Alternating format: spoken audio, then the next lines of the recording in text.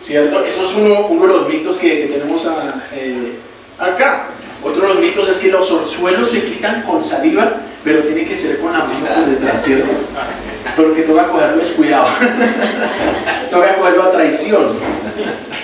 Entonces que los orzuelos se quitan con saliva. Eso hace parte de nuestra idiosincrasia. Mitos que por el uso de la costumbre llegaron a aceptarse como una verdad arraigada por el uso simplemente de la costumbre, porque eso tienen los mitos. Los mitos son fantasiosos, los mitos no obedecen a la realidad, pero el uso de la costumbre hace que llegue a ser aceptadas como una verdad. O sea, porque como todo el mundo lo dice, entonces nosotros terminamos aceptándolo como una verdad.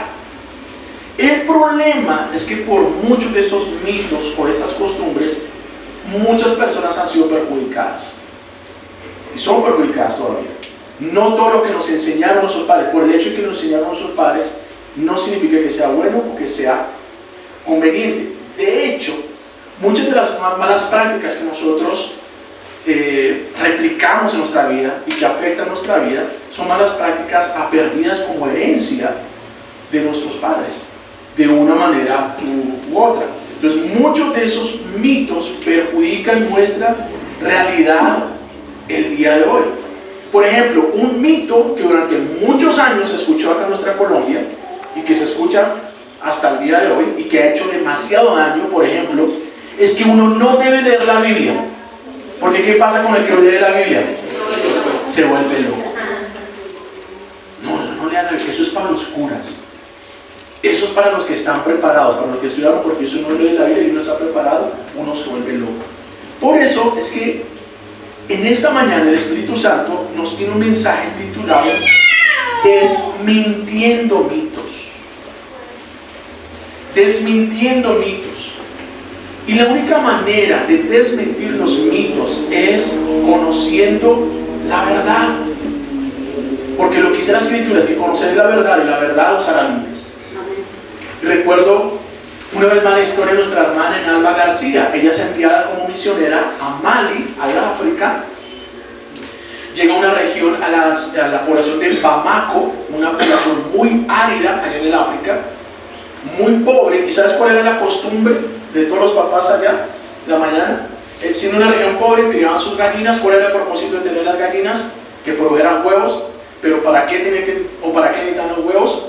Porque siempre la costumbre es que antes de salir cada uno al campo, a su trabajo, toma un huevo crudo, sale a la puerta y de espaldas lo bota. Como una ofrenda para los espíritus, para que no te vayan mal en el día. Y hay de que no botes el bendito huevo. Entonces imagínate, en una población donde hay hambre, donde los niños mueren de desnutrición, hay niños que mueren de hambre, los papás prefieren botar 5 huevos en el día, o cada miembro de la familia, antes que darle un huevito cocinado, un huevito frito a sus niños. ¿Por qué? Porque es que yo lo aprendí de mi papá. ¿Y papá de quién lo aprendió? Del abuelo. ¿Y abuelo de quién lo aprendió? Del bisabuelo. El bisabuelo del tatarabuelo. ¿Sí? Entonces, el hecho de que sea una costumbre ancestral o que sea una verdad replicada por muchos, no significa que realmente nos haga bien, o sea, una aparente verdad, porque claramente esto no es verdad. Entonces, uno, ponen a los niños a aguantar hambre, y segundo, si tú pasas 11 de la mañana por esa aldea, con ese rayo de sol y con ese olor a huevo ahí, la calle, es un ambiente, decía, es un ambiente inmundo, y dijo, realmente es un ambiente del diablo. Realmente es un ambiente diabólico, lo que uno ve ahí, y gracias a Dios ella fue cambiando. De hecho, cuando llevaron el primer bulto de arroz, ella lo cuenta y dijo, ¡ay, qué bueno! Llegó el arroz para los pollos. Para los pollos no, para estos pollos llegó el arroz, porque ellos llevan el arroz simplemente para los pollos, para los huevos, para ofrecer a los espíritus. El punto es, amados, necesitamos conocer la verdad. Y en honor a la verdad, en todos los ambientes sociales hay mitos, tienen sus propios mitos, Y aún dentro de la iglesia tenemos nuestros propios mitos. Porque algunos supuestos falsos o algunos falsos cristianos han dado lugar a falsas creencias, como por ejemplo, y es un tema que tocamos hoy precisamente el día de primicias, un mito a nivel de iglesia: no hay que dar el diezmo. ¿Por qué? Porque es que el diezmo era en el Antiguo Testamento. Es mejor hacer un mercado y dárselo a la gente pobre. Pregunta: ¿hacen el mercado y se lo dan a los pobres? No, no hacen realmente ni lo uno, no hacen ni lo uno ni lo otro. Esta es una de las razones por las cuales hay más resistencia, por ejemplo, de venir a la iglesia. Otro mito: Dios no necesita tu dinero, porque a Dios solo le importa tu corazón. Y eso tiene parte de verdad. A Dios le interesa nuestro corazón. Pero ¿cómo hace Dios para diagnosticar nuestro corazón? A través de la forma como damos. ¿Recordamos el ejemplo del joven rico? ¿Sí? Maestro, bueno, ¿qué haré para heredar la vida eterna? Dice: no, guarda los mandamientos. Y él muy contento dice: yo lo he hecho desde el principio. Yo no he matado, no he robado, nunca le he pegado a mi mamá, no es una maravilla. Ah, bueno, muy bien. Solo te falta una cosa. Ve, vende todo lo que tienes y dale a los pobres, y entonces tendrás tesoro en el cielo. ¿Y qué hizo el rico? Y se fue triste, porque amaba su dinero. Porque no hay nada que diagnostique más cómo está nuestro corazón, sino la forma como damos y la forma como gastamos. Por eso es importante que hoy, día de primicias, meditemos respecto a esto. Porque reitero, esa es una de las principales razones por las cuales muchas personas se niegan a aceptar el mensaje del Evangelio. Y el problema no es que solamente es un inconveniente para los de afuera, es un inconveniente también para los de adentro, que terminan creyendo estos mitos y dejan de dar para el Señor y se pierden aquella bendición que Él tiene para darles. Porque la verdad es que todo verdadero creyente está llamado a dar generosamente para la obra de Dios. Todo verdadero creyente está llamado a dar generosamente para la obra de Dios. Pero también hay otra verdad. Y es que las personas que dieron origen a estos mitos lo hicieron por dos razones. Número uno, por la propia avaricia de su corazón. Pero número dos, también dieron origen a estos mitos porque fueron engañados y porque se aprovecharon de ellos. Porque las iglesias les sacaron la plata, fueron manipulados. Y en respuesta a eso se fueron para el otro extremo. Y el otro extremo no hay que dar para el Señor. Y ese es otro extremo que nosotros como iglesia necesitamos evitar. Se fueron a otro extremo, ¿no? Porque como todos los pastores son ladrones. Y la verdad, amados, por culpa de Judas no podemos juzgar a los 11 apóstoles, a los otros 11. Porque sí hubo un Judas. Pero hubieron otros 11 que hicieron lo correcto. ¿Sí? Entonces, amados, la generosidad para con el Señor es algo transversal a lo largo de toda la Escritura.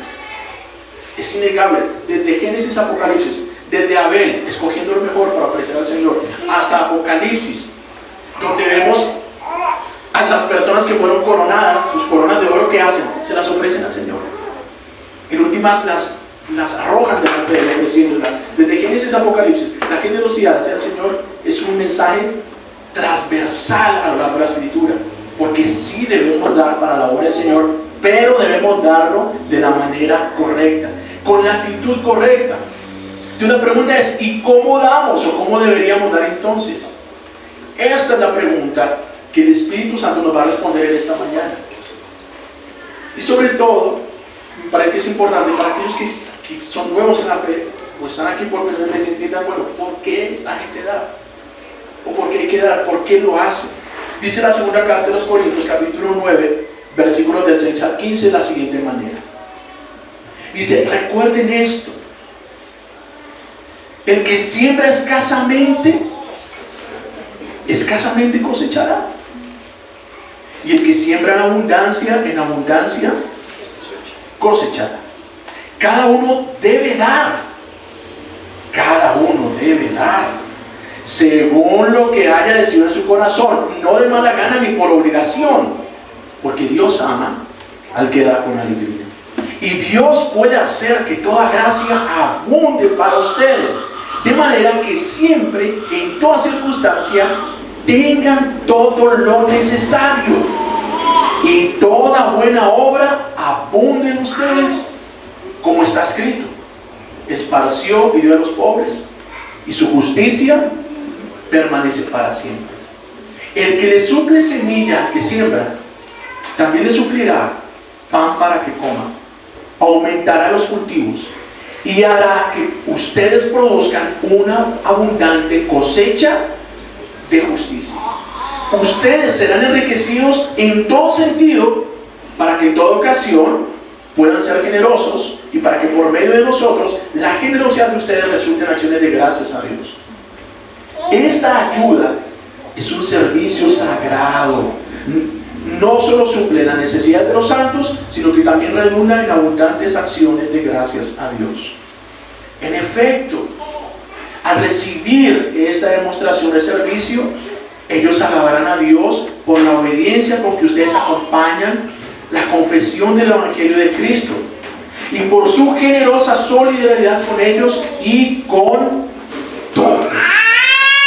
Además, en las oraciones de ellos por ustedes expresarán el afecto que les tienen por la sobreabundante gracia que ustedes han recibido de Dios. Gracias a Dios por su don inefable. Amén. Oramos al Señor en esta mañana.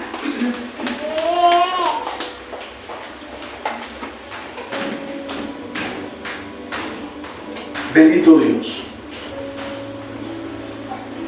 Esta es la verdad de tu palabra.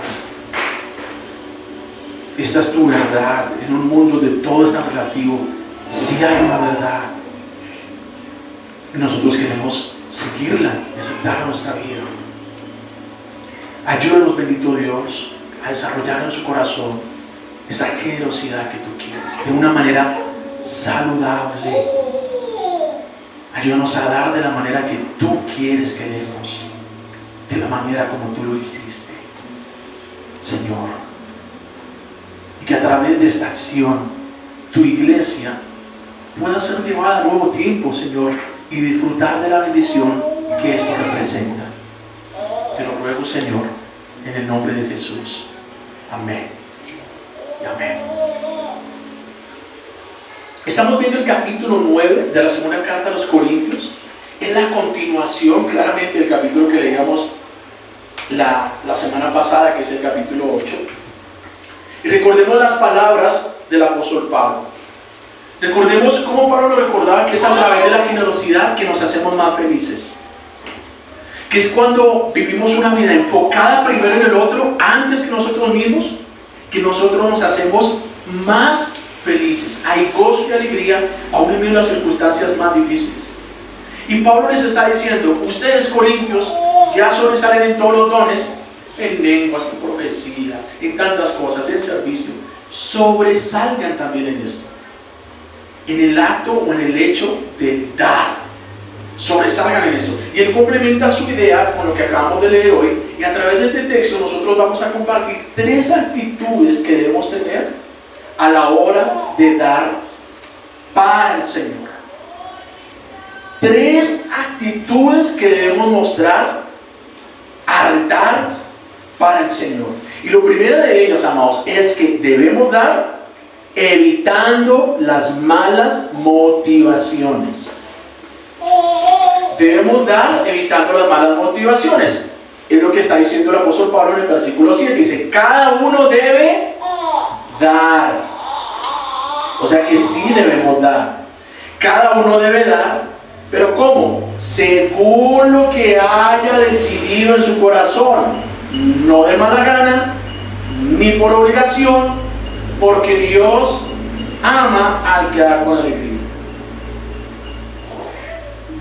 Reitero, ¿por qué muchos se decepcionaron y muchos se quejan y reniegan de este asunto de los diezmos y las ofrendas? Porque posiblemente dieron con motivaciones incorrectas, dieron por manipulación y dieron por presión. ¿Dónde entra la manipulación y dónde entra la presión? Cuando el líder o el ministro te aplica cantidades, te impone cantidades. No es que tienes que dar 100,000, 500. Y tengo una botella de plata que dé 100,000. ¿Sí?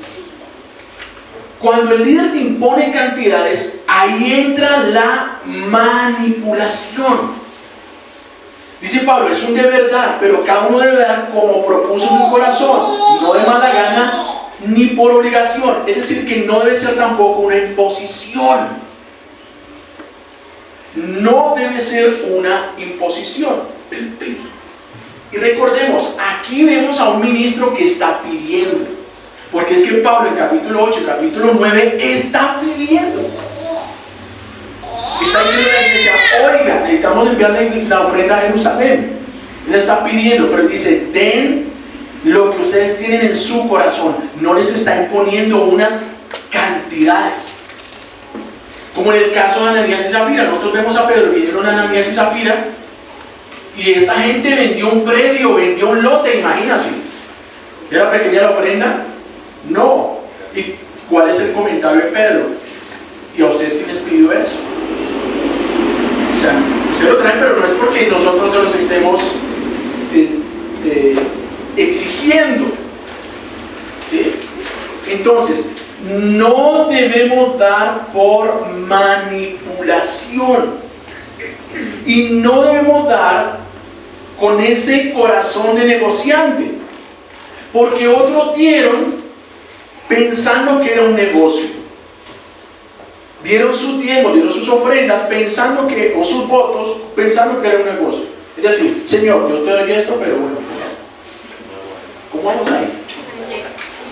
¿Sí? ¿Cómo voy ahí? Yo daré, porque es que estoy dando artículo. ¿Sí? Entonces yo espero que por favor, entonces, ¿cómo vamos ahí? ¿Sí?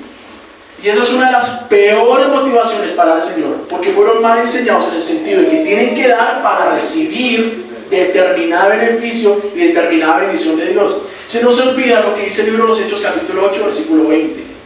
¿Recuerda usted el suceso del falso mago? Bar Jesús, ¿sí? Simón el mago, perdón.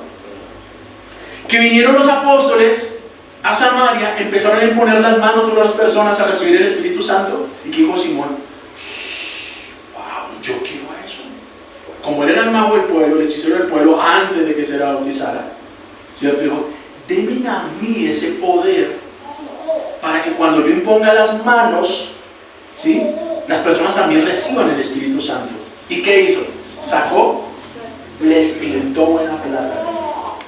¿Y cuál fue la respuesta de Pedro? Que tu dinero perezca contigo, le contestó Pedro, porque intentaste comprar el don de Dios con dinero. Dice la Reina Valera, el don de Dios no se obtiene con dinero. Amados, ningún don, ninguna bendición, absolutamente ninguna se adquiere con dinero. Todas ellas las hemos recibido por la gracia a través de Jesucristo. Cristo fue quien pagó el precio por esa bendición en la cruz. Ni tú ni yo necesitamos pagar un centavo para ser bendecidos. No necesitas pagar un solo centavo para que Dios te bendiga, para que Dios te sane, para que Dios restaure tu hogar, para que Dios, no sé, te abra una puerta. No necesitas pagar un solo centavo. No podemos rebajar a Dios poniéndolo a nivel de un funcionario del mundo, porque es que esa es nuestra cultura latina. Nuestra cultura colombiana, nuestra cultura latina es que cuando necesitamos un favor en cualquier entidad, uno vaya, mira que, pues colabórenme ahí. ¿Sí? Me pasa algo por ahí, pero colabórenme. Estamos acostumbrados, ¿sí?, a dar dineros a cambio de favores. En todas las instituciones y a todos los niveles acostumbramos a hacerlo. ¿Sí? Así sea para ir a pedir la cita en la PES, la fila está larga, el celador está parado, saca el billetico de 5 para que me dejen pasar. Si otro parlamento le pasa algo y le da partito. Acostumbramos eso. Eso está arraigado en nosotros. Amados, el Dios Santo no recibe sobornos.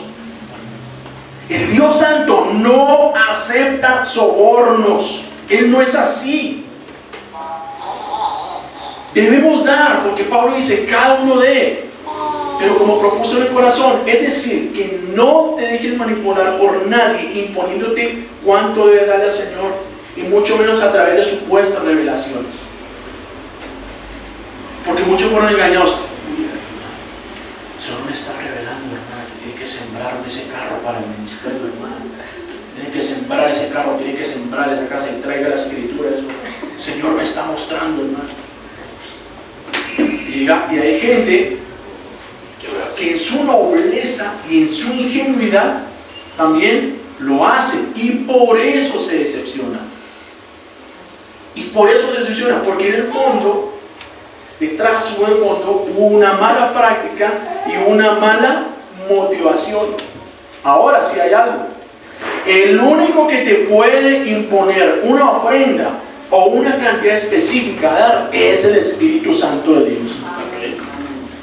Porque hay momentos donde el Espíritu Santo te va a poner esa carga y te va a hablar. Dale esto a fulano, da eso para la iglesia, da esto, ¿sí? Y entonces ahí uno dice, tienes que dar eso, dáselo a fulano. Dios reprenda al diablo, ¿sí? Y empieza uno esa batalla. Pero el Espíritu Santo va a insistir. Él va a insistir. ¿Y por qué va a insistir? Porque te quiere bendecir. Entonces, si es el Espíritu Santo, ojo, no a través de ningún hombre que te diga es tanto o es tal cosa, es para tal otro, ¿sí? Sino si es el Espíritu Santo quien pone esa convicción en tu corazón y ese insistir, ese sentir ahí, no dudes en hacerlo y hazlo pronto, porque Dios te quiere bendecir. Porque Dios te quiere bendecir. Él es el único que puede poner una ofrenda en tu corazón. Y si es así, obedece lo más pronto posible y no te pierdas esta bendición. Hay un autor cristiano, John Maxwell, muy conocido en el tema del coaching y el tema del liderazgo. Es un excelente autor. Cualquier libro que vea John Maxwell se lo recomiendo leerlo, son muy buenos libros. John Maxwell habla de 3 tipos de personas en todos los escenarios. Dice que hay personas que son consumidores. Unos son los consumidores. ¿Quiénes son los consumidores? Aquellos que reciben, pero no quieren dar. ¿Qué a mí me interesa? Recibir. ¿Sí? Eso es lo que me interesa. Recibo y no suelto nada. Como decimos popularmente, la ley del embudo. Todo entra, pero nada sale. Si sale, sale muy poquito. Hay algunos que son así. No compran un banano por no botar la cáscara. Llegan a esos niveles. Consumidores. Otros son los negociantes. ¿Y quiénes son los negociantes? Reciben primero y luego dan. Reciben primero. Es decir, si tú me das, yo te doy. No, entonces si fulano cambia y si fulano hace esto, entonces yo hago esto. Pero si no hace nada, yo tampoco hago nada. Entonces yo necesito recibir primero para después dar. Ese es un negociante. Pero hay otros que son inversionistas. Consumidores, negociantes e inversionistas. ¿Quiénes son los inversionistas? El inversionista da primero, la iniciativa es de él, la iniciativa no es del otro, la iniciativa es de él. Da primero y luego recibe. Ese es un inversionista.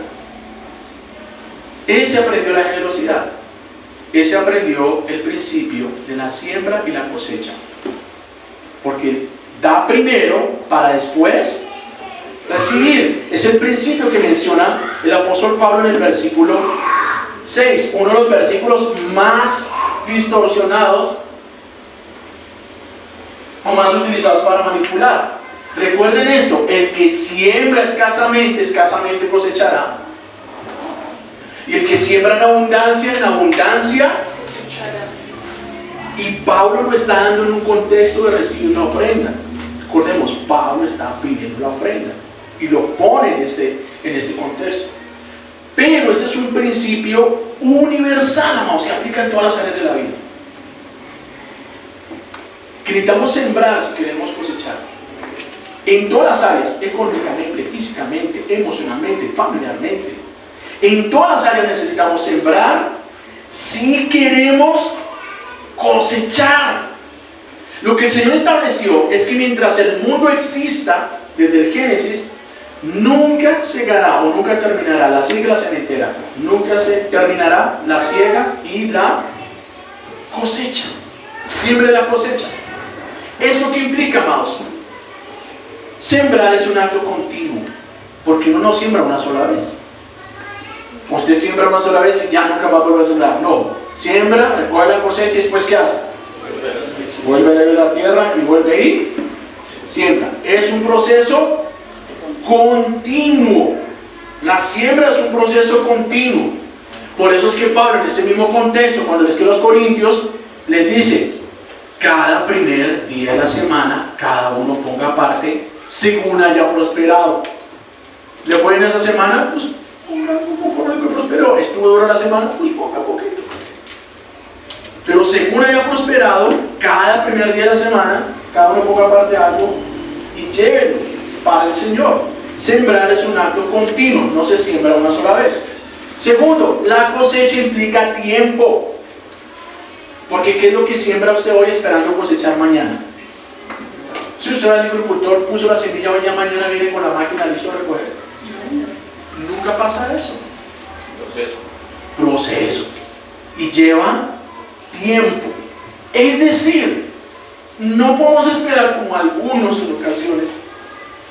Usted sabe que la promesa del diezmo es, siendo Malaquías 3:10, abriré las ventanas de los cielos, derramaré sobre vosotros bendición hasta que sobreabunde, reprenderé al devorador, ¿cierto? Seré llamado tierra deseable.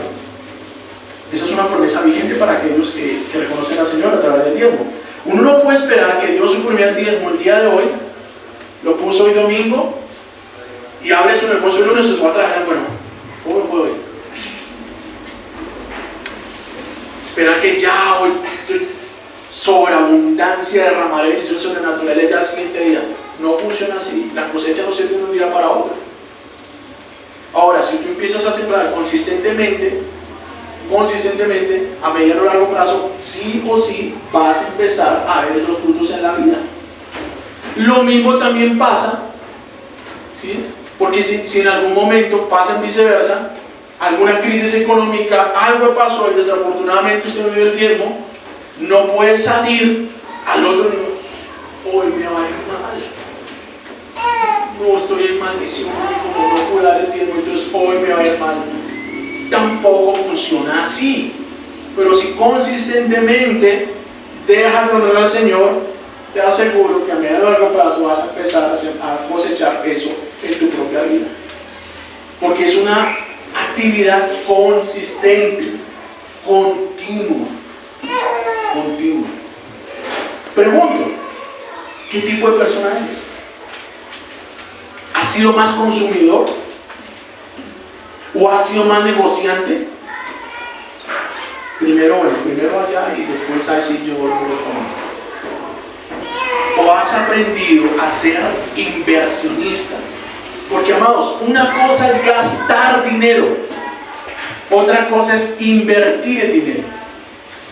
Porque el gasto nos genera un beneficio único de una sola vez y no hay más retorno. Eso es un gasto, es una plata que sale y tiene un único retorno. Gasté plata en que una chaqueta, compré una chaqueta y ya. Me compré una comida y ya. Un único retorno y no más, un único beneficio y no más. Pero la inversión, ¿qué hace la inversión? Genera un retorno continuo.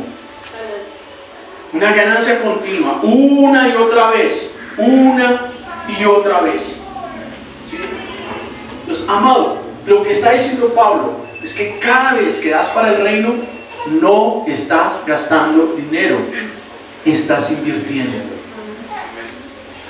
Cada vez que das para el reino, no estás gastando dinero, estás invirtiendo.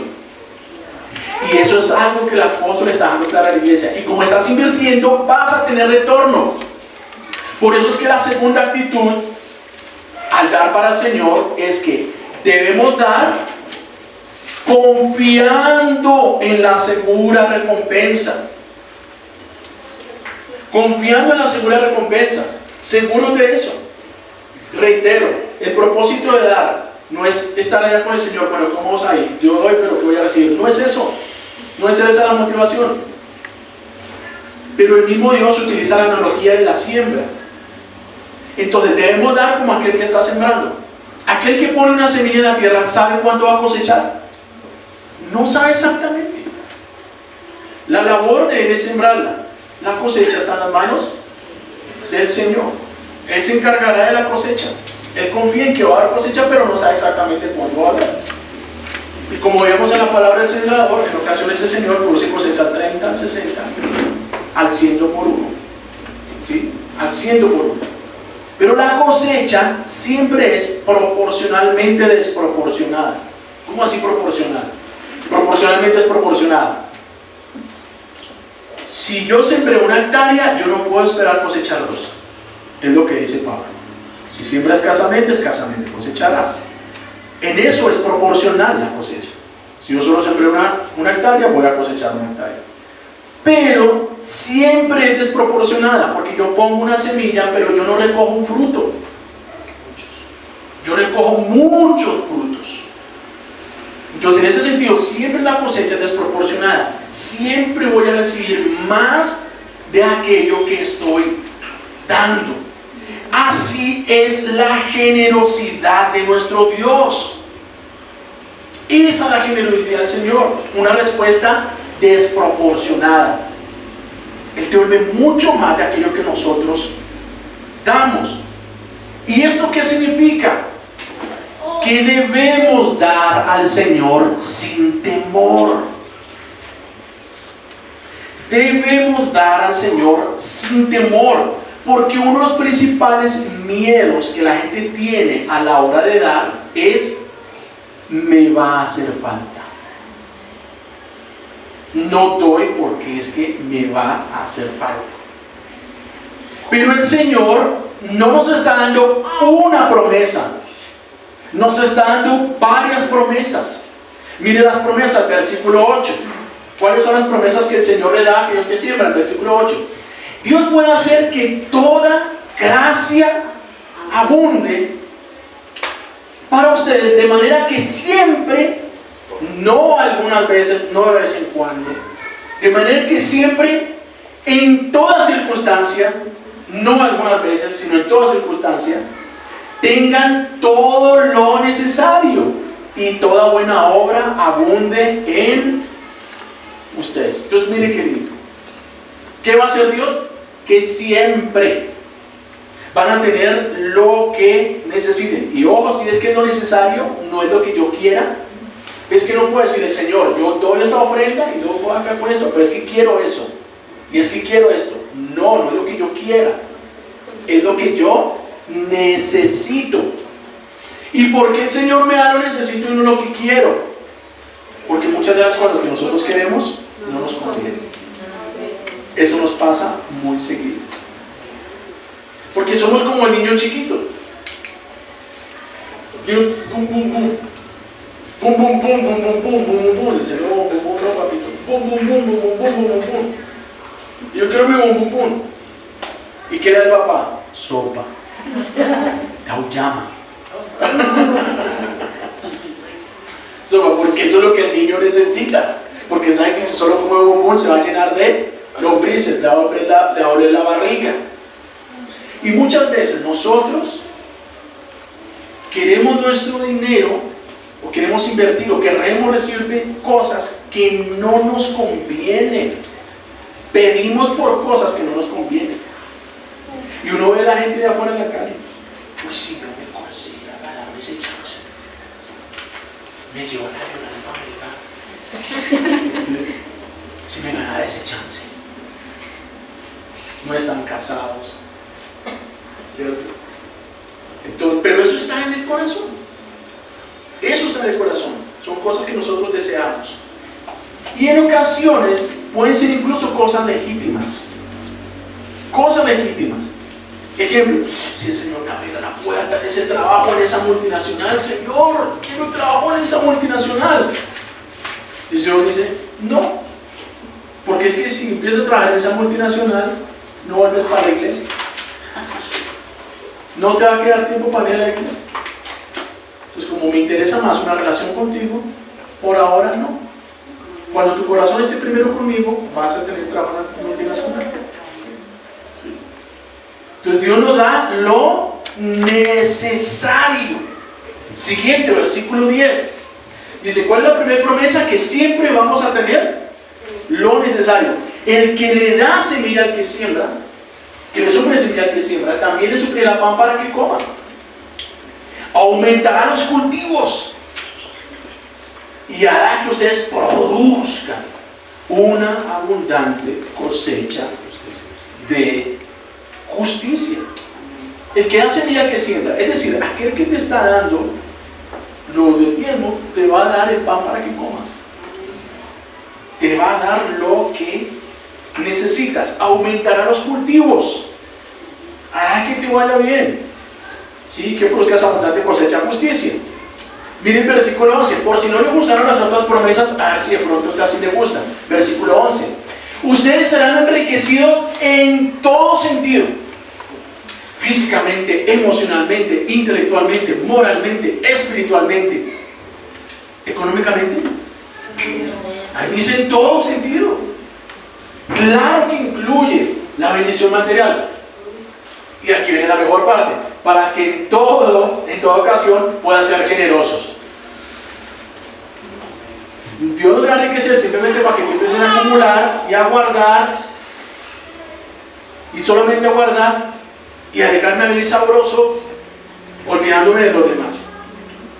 Dios se va a enriquecer, te va a prosperar, para que puedan ser generosos, y para que por medio de nosotros la generosidad de ustedes resulte en acciones de gracias a Dios.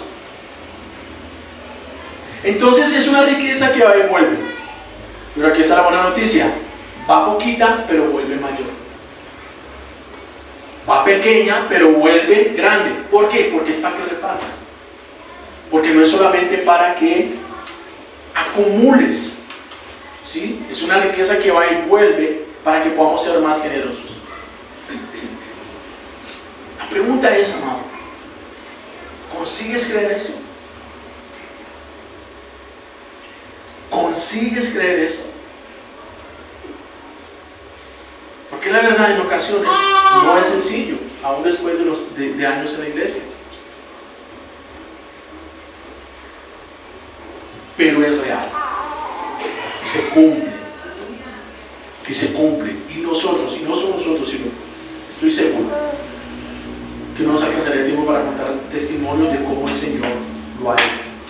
Y recuerdo hace años, una historia que ya había contado acá, en una época en el año 2004 más o menos, teníamos un negocio pequeño en San Andresito.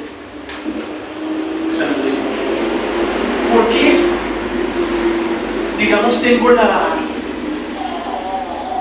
moral o la capacidad de hablar de este tema de la manipulación. Porque es que durante muchos años nosotros dentro de la iglesia fuimos manipulados. Nos sacaron demasiado dinero a mí, a mi familia, en la iglesia. Sacaron demasiado dinero y fuimos manipulados. Y ahí en ese negocio que teníamos ahí en San Andresito, de hecho nosotros, y por eso tenemos un máster en quiebra de negocios. O sea, cuando usted quiere aprender cómo quebrar un negocio, me busca y yo se las explico. ¿Qué es lo que hay que hacer? Tenemos un máster en quiebra de negocios, pero cada negocio tiene su situación, todas relacionadas con el Señor, definitivamente. Pero los primeros negocios, los primeros intentos, incluyendo ese local en San Andresito, un local de bisutería, mi esposa hacía manillitas, aretes, esto, veníamos allá y se vendía bien, realmente el negocio tenía proyección. Pero nosotros descapitalizamos el negocio. ¿Por qué lo descapitalizamos? Por los votos y las ofrendas que nos pedían en la iglesia. Porque ellos hacen, en la iglesia donde asistíamos, hacen 2 campañas al año de la campaña que ellos llaman campaña Israel. Entonces ellos envían las peticiones nuestras, haga una petición por lo que usted quiera. ¿Sí? Haga una petición por lo que usted quiera.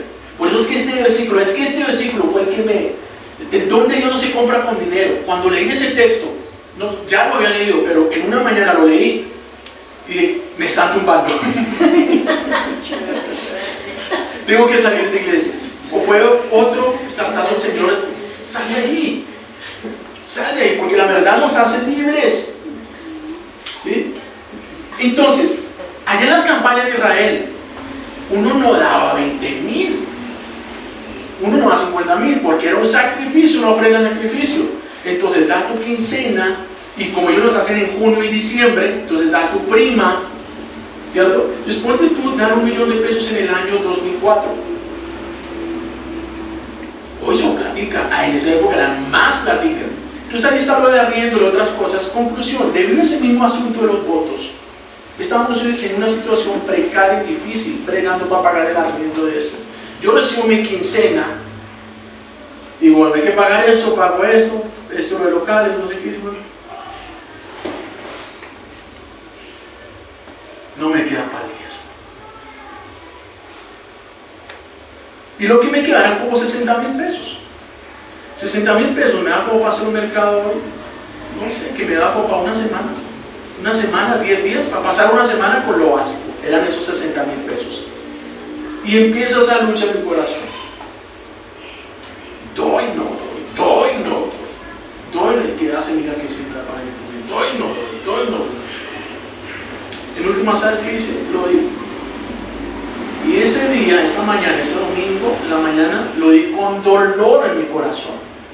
Me dolió dar esa plata, pero ¿sabes por qué? No por la plata que estoy dejando de dar, me dolió la actitud de mi corazón.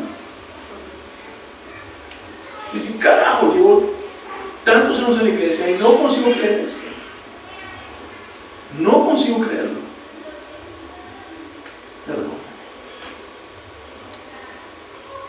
Perdón porque yo no lo estoy haciendo de nada.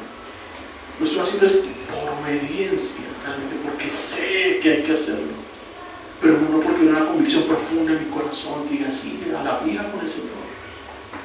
No fue así. Pero lo cierto es que esa tarde las mismas personas del centro comercial que charlaban con mi esposa, conocían parte de nuestra condición, dijo, vengan que les tenemos algo. Vean qué pasó. Cuando sacamos 4 bolsas de ese tamaño, miramos un mercado, ese mercado, o sea, lo que yo digo no como 60, ese mercado era como de 400,000 pesos.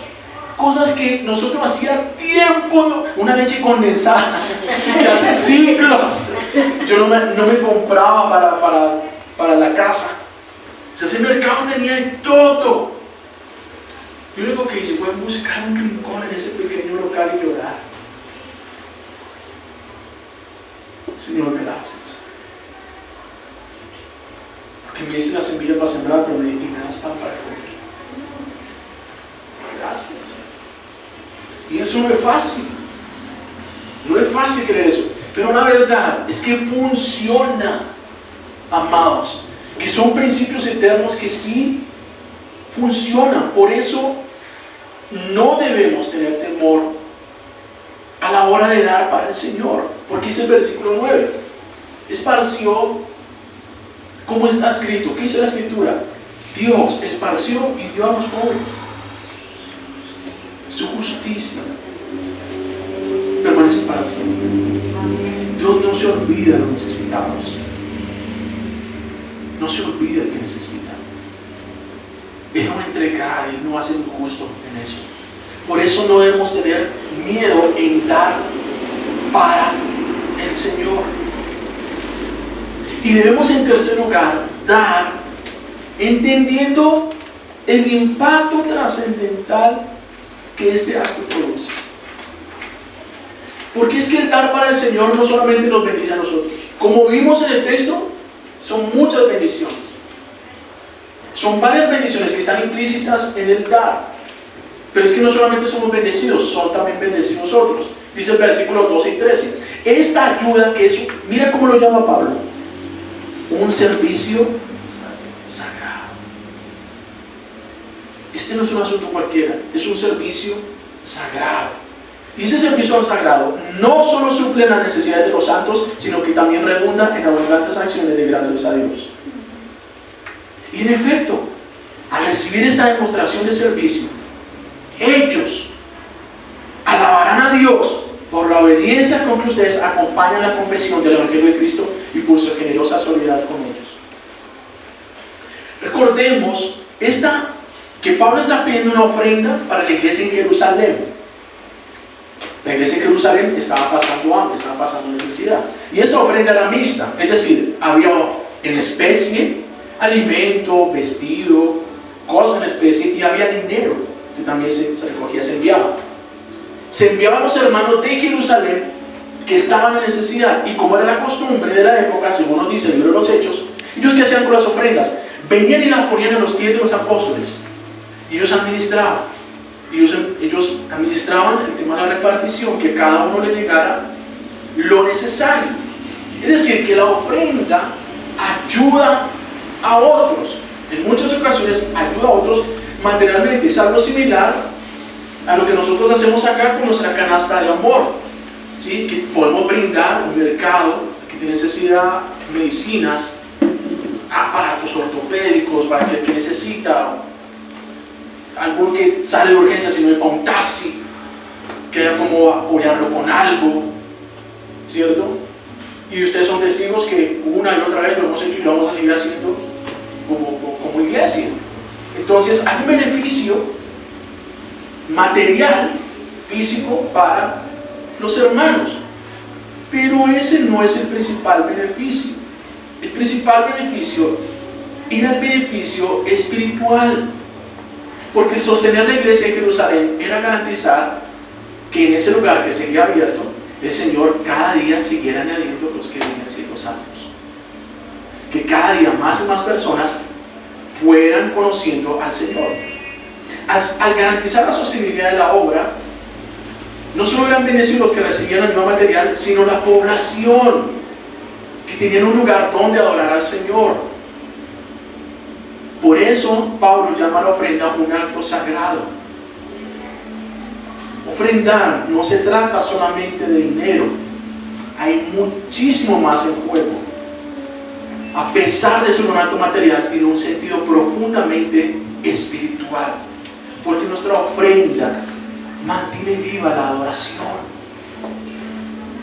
mantiene activa la adoración. Y reitero, la mayor bendición que una persona puede recibir es la bendición espiritual. Nosotros hoy conocemos al Señor gracias a la ofrenda que otros años atrás dieron. A un tiempo que permitió que un local se abriera, que un pastor tuviera sustento para poder predicarnos la palabra y enseñarnos el Evangelio. Hoy nosotros adoramos por la ofrenda de otros, porque la ofrenda produce adoración. ¿Qué fue lo que hicieron estos corintios? Adoraban. Pero los de Jerusalén adoraban al Señor. Acciones de gracias y adoración al Señor. Entonces, al ofrendar y diezmar es mucho más que nuestra bendición material lo que está en juego. Es la adoración, mantener viva la adoración al Señor. Y no porque el Señor necesita esa adoración, sino porque es que nosotros necesitamos esa adoración, porque es bendita la nación cuyo Dios es el Señor. Amén. Es bendita la nación que adora al Señor. Y es lo que pasó en el tiempo de Ageo. ¿Recuerdo ese tiempo de Ageo? Que la nación Jerusalén estaba en la miseria, estaban en la ruina, porque habían sido llevados al exilio. Y Dios despierta el corazón de Ciro. Dice, manda a los judíos a Jerusalén para que reconstruyan el templo. Y Ciro les da la plata.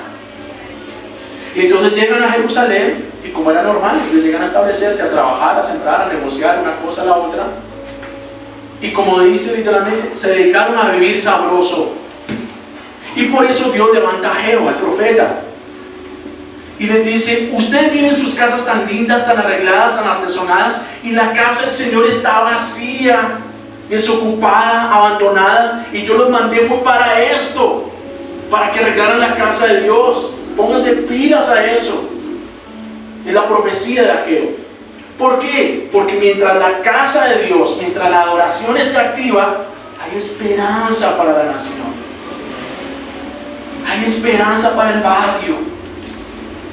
Es trascendental nuestra ofrenda. Trasciende a la comunidad, trasciende a otros. Sin adoración no hay restauración. Y solamente hasta que ese pueblo empezó a adorar, restauró su relación con el Señor, empezó esa restauración integral y empezaron a echar para adelante otra vez. Otra vez. Además de eso, es trascendental la oración, la generosidad. Porque cuando hay generosidad, ganamos intercesores. Dice el versículo 14, además, en las oraciones de ellos, de los de Jerusalén, por ustedes, expresarán el afecto que les tienen por la sobreabundante gracia que ustedes han recibido de Dios. Cada vez que tú bendices a alguien, te aseguro que te ganas un intercesor. Hay alguien que con voluntad, con corazón, va a estar orando por ti. Nosotros a veces hacemos acá dinámicas y pronto lo vamos a volver a hacer. A veces entregamos papelitos, mira, tienes que orar por fulano esta semana. Y algunos lo reciben y se olvidan. Y no se, esa es la verdad. En la gran mayoría de casos se oran, pero algunos de ellos se olvidan y no oran por la necesidad de otro. Pero cuando alguien tiene un acto de generosidad contigo, y te digo por experiencia propia, a lo largo del ministerio que nosotros hemos desarrollado acá, en diferentes situaciones, Dios ha levantado personas que han querido bendecirnos y nos han bendecido. Y no porque estemos allí y mira, es que necesito esto. Dios las ha movido. Y te aseguro, hermanos, que con frecuencia son las personas por las que más oran. Por cosas bonitas como esas. Y cuando alguien tiene un acto de bondad contigo, de generosidad, te ganaste un intercesor, alguien que te rodee en oración, que también esté pidiendo por ti. Entonces, por eso la generosidad es trascendental. Porque es que en el fondo, el principal problema que nosotros tenemos, uno de los principales problemas que tenemos como seres humanos, es que usamos el dinero para nuestra gloria. Quiero el dinero para mejorar mi calidad de vida. Quiero el dinero para ya no vivir en el sur, sino para poder vivir para Cedritos. Quiero el dinero para no usar Tino, sino usar las últimas Adidas, para no tener Redmi 6, tenía un Redmi 6, sino tener iPhone 15, ya un 15, ¿cierto? Para tener iPhone 15. Para que mi familia, mis conocidos, vean que yo también puedo y que no me hago echar tierra. Y ahorita con el auge de las redes sociales, donde todo se publica, ¿cierto? Y la tendencia natural que tenemos de compararnos, que no queremos dejarnos echar tierra, entonces yo también puedo. Y entonces usamos el dinero para nuestra gloria, para que los demás vean que nosotros también podemos, o para vivir sabroso. Pero como hijo de Dios necesitamos entender lo que Pablo le está queriendo dar a entender a la iglesia. Es el centro de las cosas, es que Dios dispuso de todas las cosas primeramente para su gloria y después para nuestro bienestar. Porque todo lo que ha sido hecho ha sido creado para la gloria de Dios, y Dios le ha puesto a nuestro alcance claramente también para nuestro bienestar, pero primariamente son para su gloria. Porque los cielos y los cielos de los cielos cuentan la gloria de Dios. Todo ha sido creado para su gloria. Entonces, cuando ofrendamos, realmente lo que estamos haciendo es un acto de adoración a Dios, por el cual garantizamos que otros también adoren. Porque garantizamos que esta puerta siga abierta y que otras personas también vengan a adorar al Señor. Por eso, amados, necesitamos cerrar los oídos a tantos mitos, a tantas críticas y a tantas voces del diablo, voces de reclamo hacia las ofrendas, y desmentir esos mitos a través de esta verdad. Porque es verdad que muchas veces hemos sido defraudados y que los hombres defraudan. Los hombres defraudan. Defraudamos. Es verdad. Pero lo que el Señor nos está dando ver, lo que el Espíritu Santo nos está dando ver, es a un Dios que no defrauda.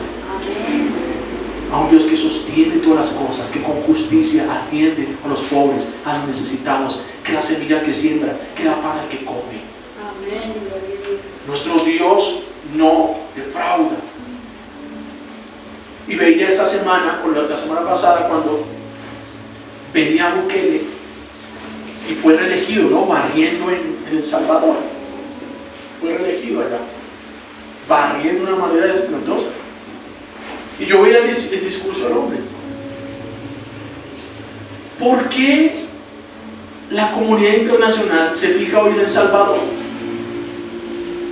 Es uno de los países más pobres de Centroamérica, con un PIB uno de los más bajos en toda Centroamérica.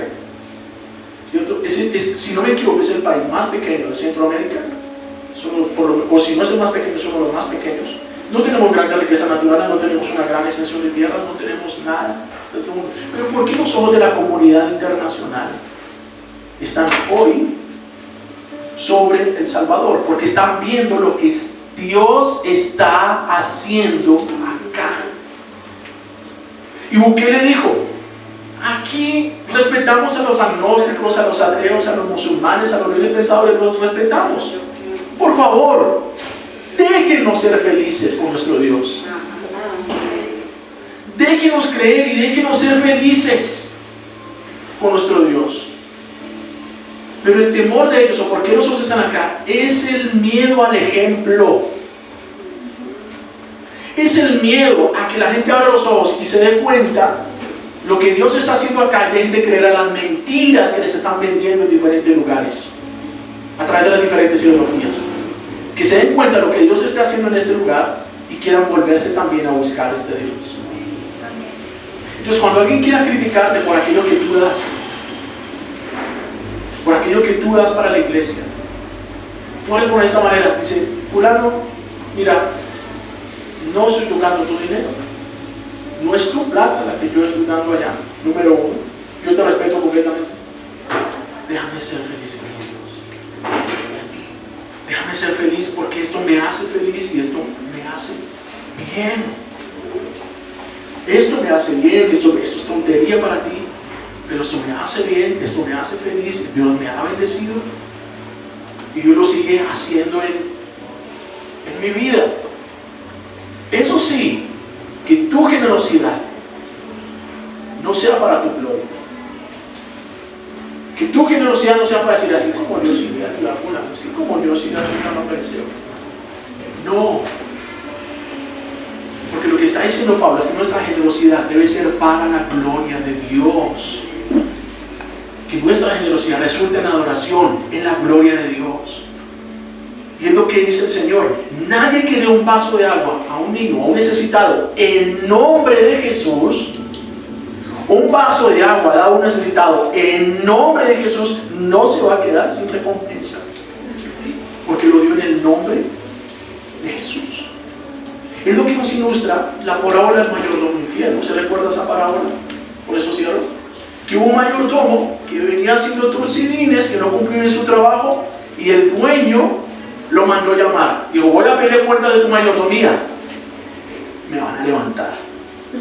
Entonces se pone las pilas y empieza: ¿qué hago? Me van a echar, me van a echar. ¿Qué hacen? Va y busca uno por uno, buscando: ¿cuántos barriles le debes a mi señor? Le debo 100. Toma tu cuenta. El Señor dice: debe 50. Escribe: solamente debe 50. ¿Cuánto le debes? 20. Entonces escribe ahí: debe 10. Él te perdona esos 10. Y lo que dice la Escritura es que el rey, el dueño, alabó al siervo malo por su sagacidad. Digo, los hijos del mundo son más sagaces que los hijos del reino, pero lo alabó por su sagacidad. ¿Pero por qué lo alabó? Porque lo hizo quedar bien a él. Porque me está haciendo quedar bien a mí. Le perdonó la deuda, pero a nombre mío. Me está haciendo quedar bien a mí. Que tu generosidad sea para la gloria de Dios. Y nunca te quedarás sin recompensa. Nunca te quedarás sin recompensa. Porque quien con su generosidad la gloria de Dios busca, sin recompensa no quedará nunca. Quien con su generosidad la gloria de Dios busca, Sin recompensa no quedará nunca. Y yo te digo eso, mamá. De pronto te manipularon en alguna ocasión. De pronto te sacaron la plata. Y dice para el Señor: Dios no te ha defraudado. Amén. Porque nuestro Dios no es injusto. Es lo que dice el texto. Dios te va a recompensar y te va a bendecir por aquello que diste, haya sido manipulado. Dios te va a recompensar. Y Dios también va a tratar con el que hizo esa jugada. Dios también va a tratar con él. Y ay de él. ¿Sí? Pero tú no te quedarás sin recompensa. Porque nuestro Dios es un Dios confiable. Es un Dios confiable. Por eso te pidamos gracias al Señor por su palabra.